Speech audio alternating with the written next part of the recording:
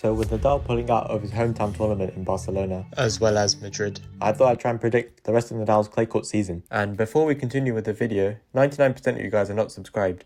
So if you enjoy regular tennis content, do me a massive favour and hit that subscribe button. So let's get straight into it. And just a quick disclaimer, I had recorded this before Nadal had officially pulled out of Madrid. However, I do think the explanation I give why he would struggle at Madrid is still valid for the other potential clay court tournaments he will play this year. As last year he lost to Carlos Alcaraz in the quarterfinal stage. And I do expect him to reach the quarterfinals again. However, I do expect he could be beaten by a top 20 player, especially because he doesn't like the conditions there, as well as he didn't perform optimally last year as well. So therefore, if he's in a somewhat compromised state, like he was nowhere near the level he was this time last year, he could be taken up by a relatively weaker clay court player at that tournament. Therefore, I do believe in Madrid it will be the quarterfinal. Then we move on to Rome. I think he will also have to play Rome just to try and recuperate some lost points that he has by not playing in run-up tournaments to this clay court season. And therefore, I believe he will make the semi-finals there. And I do believe he will be knocked out by a top 10 player. Because Rome is more like Roland Garros conditions, the clay acts more like clay with, less server-friendly conditions, more rallying, grinding conditions for players like Nadal who benefit highly from it. As you've seen over the many years he's been competing on clay court tournaments. So Nadal will make the semi-finals. However, I do think due to his just lack of match play, lack of consistent form starting at the end of 2022, he will be knocked out by a top 10, top 5 player who he may meet in the semi-finals. And therefore, semi-finals is my prediction for Rome.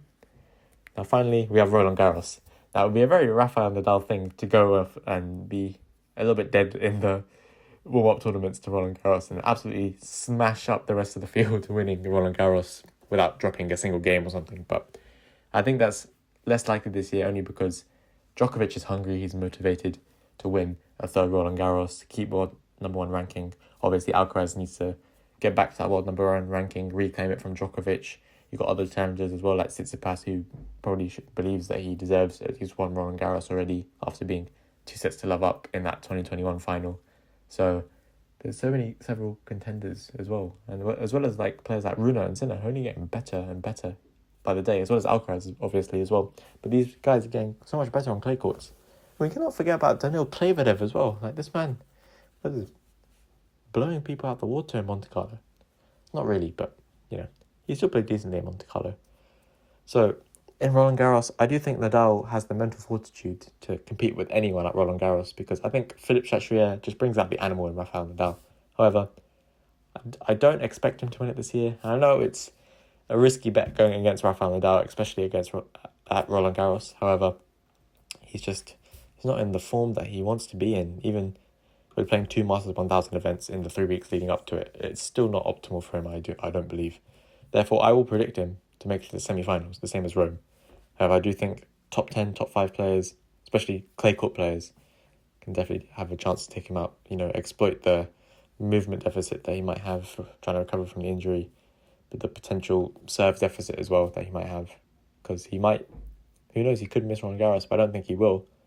But he could be in a compromised state still as he comes to these Masters 1000 events after Barcelona. So that was my predictions of Rafael Nadal's clay court season. Let me know in the comments what you think.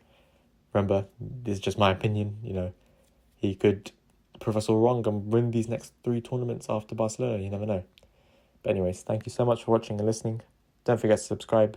Take care and peace.